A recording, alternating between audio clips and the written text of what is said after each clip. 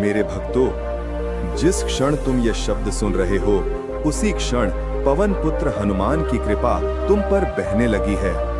जीवन में कभी-कभी संघर्ष ऐसे खड़े हो जाते हैं जैसे कोई पहाड़ रास्ता रोक बैठा हो।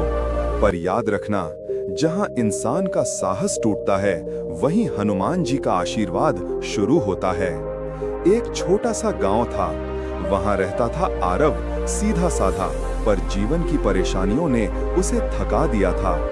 रोज काम, रोज संघर्ष, पर फल बहुत छोटा।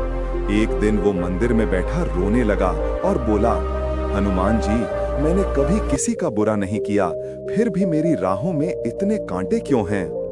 मंदिर की शांति में उसकी आवाज खो गई, पर दिल की पुकार हनुमान जी तक पहुंच गई। उस रात आरव ने सपना देखा। उसके सामने एक तेज प्रकाश प्रकट हुआ और उस प्रकाश में हनुमान जी की दिव्य आकृति दिखाई दी।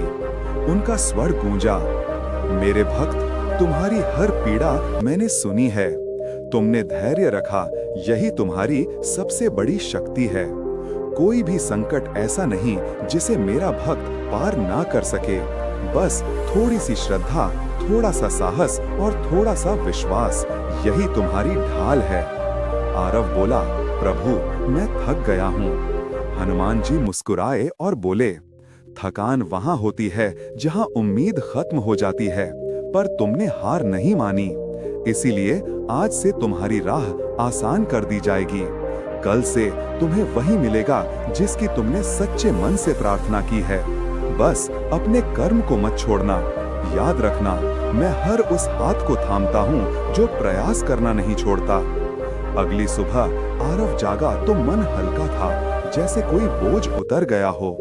उस दिन उसके काम में पहली बार सफलता मिली। फिर दूसरा दिन, तीसरा दिन, हर दिन उसकी मुश्किलें छोटी होने लगी और उसकी राहें खुलने लगी। लोगों ने पूछा, अचानक तुम्हारा भाग्य कैसे बदल गया?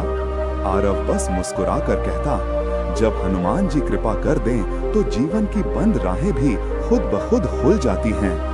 मेरे भक्तों, ये कहानी सिर्फ आरव की नहीं, ये संकेत है कि जब भी तुम सच्चे मन से हनुमान जी को पुकारते हो, वो तुम्हारी थकान, डर और दुख को दूर कर देते हैं। शायद तुम अभी किसी संघर्ष से गुजर रहे हो, लेकिन भरोसा रखना, हनुमान जी तुम्हारी तरफ बढ़ चुके हैं और उनकी कृपा तुम्हारी जिंदगी बदलने ही वाली है।